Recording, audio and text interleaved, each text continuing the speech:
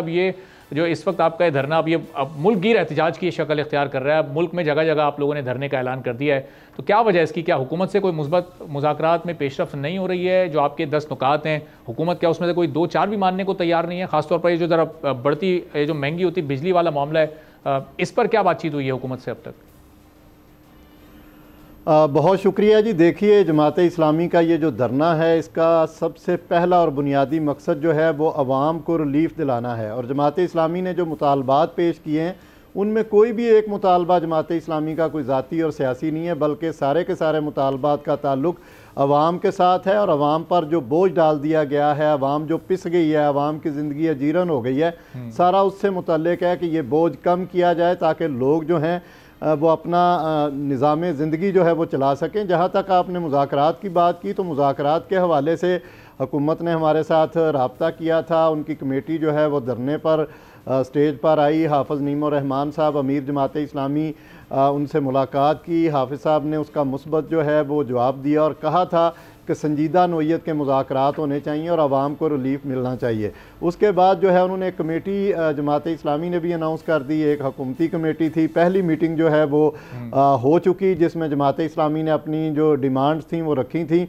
और हुकूमती कमेटी की तरफ से आया था कि आपके ये जो मुतालबात हैं, जिन डिपार्टमेंट्स के मुतल्लिक हैं, हम उनसे मुशावरत करने के बाद आपको आगाह करेंगे और दूसरी मीटिंग जो है वो उसके बाद की जाएगी। अभी तक अमली तौर पर उन्होंने इस हवाले से अपनी मीटिंग करके हमें आगाह नहीं किया। उनकी बॉडी लैंग्वेज अच्छी थी, मुज़ाकरात का माहौल अच्छा था, बड़े खुशगवार मामलात में जो है वो डिस्कशन हुई। अमली तौर पर उनकी कमेटी ने महसूस किया कि आमतौर पर होता ही है कि मुज़ाकरात में बड़ा अच्छा माहौल होता है, लेकिन वो मुज़ाकरात किसी नतीजे पर नहीं पहुंचते। तो ये नतीजा इसका स्पेसिफिक क्या निकला? नहीं, जो 10 मुज़ाकरात थे आपके, हुकूमत ये समझती है कि वो प्रैक्टिकल हैं, उन पर अमल हो सकता है, इतना फिस्कल स्पेस इकॉनमी में मौजूद है कि आपकी इन तमाम चीज़ों को मान लिया जाए?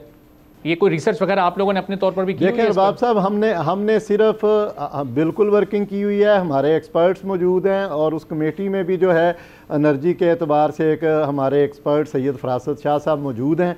हमने बाकायदा इस पर वर्किंग की हुई है और जमात इस्लामी इसका पूरा रोड मैप देगी कि कहाँ से कम करना है, कहाँ से ज़्यादा करना है और किस तरह करके जो है आवाम को एक बड़ा रिलीफ जो है वो दिया जा सकता है। जिस तरह हमने बात की कि बिजली के बिल जो हैं वो बहुत ज़्यादा हैं, ज़ालमाना हैं, बहुत कीमत बढ़ गई है, 13 तरह के टैक्स हैं। IPPs के मुआहदे जो हैं उनको रीशेड्यूल किया जाए, रिविज़िट किया जाए, जो ख़त्म हो सकते हैं उनको ख़त्म किया जाए, बाकियों को रीशेड्यूल किया जाए। इसी तरह जो तनख्वाहदार तबका है जिस पर बहुत ज़्यादा बोझ डाल दिया गया है, उसको कम किया जाए। तो ये सारा जो रिलीफ का अमल है उसमें हमारे पास पूरा मुतबादल रोड मैप मौजूद है। जिस तरह आज भी अमीर जमात इस्लामी ने प्रेस कॉन्फ्रेंस करते हुए बताया था कि किस तरह मरात जो हैं वो कम की जा सकती हैं, कितना कट लगाया जा सकता है। अगर 1300 सीसी की गाड़ी पर सारे आ जाएं तो कितनी उसमें बजट में कमी आएगी, पेट्रोल और डीज़ल और बाकी जो चीज़ें हैं उसमें क्या फ़र्क पड़ेगा। इसी तरह जितनी फ्री बिजली दी जा रही है उस पर भी उन्होंने बात की। तो हम ये समझते हैं जागीरदार तबके पर टैक्सेस नहीं लगाए जाते, उन पर अगर थोड़ा सा बोझ डाला जाए तो इससे जो तनख्वाहदार तबका है उस पर बोझ को कम किया जा सकता है। तो बाब साहब, हमने इस पर वर्किंग करके जो है वो सारी चीज़ की है और अगले मुज़ाकरात की कैसे साहब, बिल्कुल आप भी कह रहे हैं कि ये 1300 सीसी में ये सफ़र जी। कैसे साहब, ये पाकिस्तान तहरीक इंसाफ अब करीब आपको ज्वाइन कर रही है, तो आपकी स्ट्रेंथ भी और ज़्यादा हो जाएगी, मज़ीद मजबूती और मज़ीद मौसर आपके जितने भी नुकात हैं वो हो जाएंगे। अब ये बताएं कि अगर हुकूमत नहीं मानती, अगले 4-5 दिन भी या और ज़्यादा प्रोलॉन्ग करती है इस मामले को 10-12 दिन, तो तैयारी के साथ आएँ आप लोग, वहीं बैठेंगे फिर? देखिए, इसमें हुकूमत अगर 100 दिन भी नहीं मानती तो जमात इस्लामी की अपनी एक तैयारी है। ये जमात इस्लामी है, ये कोई और जमात नहीं है कि जो बड़ी जल्दी में हो और बड़ी परेशान हो जाए, उसका कारकुन जो है वो भी नज़र ना आए। जमात इस्लामी के पास, जमात इस्लामी के अमीर के पास पहले ये प्लान था कि हम पुरअमन तरीके से डी चौक पहुँचे, नहीं पहुँचने दिया गया, रुकावटें खड़ी की गई, 1250 से ज़ायद कारकुनान को, ज़िम्मेदारान को गिरफ़्तार किया गया। लोग ये चाहते थे कि हमारी तसादुम हो पुलिस के साथ, कुछ लाशें जो हैं वो गिरें और फिर वही बात हो कि जमात इस्लामी ने भी जनाब अमन को तबाह किया और मुकदमात और बाकी लंबी चौड़ी बात हो जाए। हमने इस प्लान को अल्हम्दुलिल्लाह फ़ेल किया है। हमारी क़यादत ने जिस तरीके से इससे निकल के प्लान बी के मुताबिक जो है वो धरना मरी रोड पर किया, पहले 3 धरनों का आगाज़ किया, फिर मरी रोड पर किया, जहाँ जहाँ रुकावट आ रही थी वहाँ वहाँ जो है वो धरने किए गए। अब प्लान बी के बाद अगले स्टेप पे हम जा रहे हैं। कल हम कराची गवर्नर हाउस के सामने भी धरने का आगाज़ कर रहे हैं, इसी तरह पेशावर में भी धरने का आगाज़ होगा, लाहौर में भी होगा, कोयटा में भी होगा और दीगर बड़े शहरों में भी इंशाल्लाह धरनों का पूरा नेटवर्क जो है वो फैलेगा। और इसी तरह प्लान सी भी हमारे पास, जब हम उस पर जाएंगे तो उसमें सड़कों को भी पुरअमन तरीके से ब्लॉक कर सकते हैं, हम बिल ना जमा करवाने की तरफ भी जा सकते हैं, हम पूरे मुल्क में एक दिन जो है वो मुकम्मल हड़ताल भी कर सकते हैं, जिस तरह ताजर हमें सपोर्ट कर रहे हैं, सनतकार सपोर्ट कर रहे हैं। जहाँ तक बसरा साहब है मेरे भाई हैं, उन्होंने कहा तो मैं ये कहूँगा कि हम वेलकम करते हैं चेयरमैन पीटीआई की तरफ से भी जो बात आई है, बानी पीटीआई की तरफ से भी जो बात आई है, हम वेलकम करते हैं, खैर मकदम करते हैं, लेकिन हमारे धरने में आने के लिए इनको पुरअमन होना चाहिए, कोई वायलेशन नहीं होगी, पता नहीं टूटेगा, सरकारी अमला को नुकसान नहीं पहुंचेगा, किसी पर हमला नहीं होगा। हम पुरअमन तरीके से इनको कहेंगे कि वो भी आएँ, हमें ज्वाइन करें और अवाम के हक के लिए जो है हम इंशाल्लाह ताला बैठे हैं और अवाम को रिलीफ दिलाए बगैर हम नहीं उठेंगे। और कैसर साहब, ये 10 नुकात हैं आपके, इसमें से 10 पर हुकूमत मानेगी? जी बसरा साहब एक फिक्र कह लें, फिर मैं सवाल कर। नहीं हो सकेगा। कैसर भाई, हम आपके धरने में आ रहे हैं, ये ना हो कि वो जब हम आ जाएं तो आपका धरना भी वो उल्ट दें, लेकिन इंशाल्लाह हम आपके साथ रहेंगे क्योंकि अवामी कौज का मसला है। और दूसरी बात, 5 अगस्त को हम आपको दावत देते हैं।